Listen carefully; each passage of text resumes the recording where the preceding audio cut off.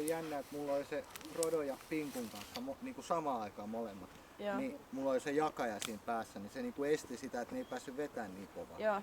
Niin silloin se kesti. Joo. Mut heti kun mulla oli Frodo yksin siinä, niin sit niinku naps. Eikä siinä mitään, ensin se napsahti silleen päin, että se lähti tää pyön päästä irti.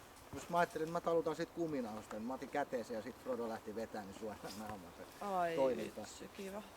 Sitten mulla on mä tein tommosesta, missä on mustekalaa semmoista, tietsä, sitä kuminauhaa. Joo. Niin, se on semmonen about parimetrinen, mutta se on 4 kerroin ja mä oon tehnyt muutaman solmun sinne väliin. Joo.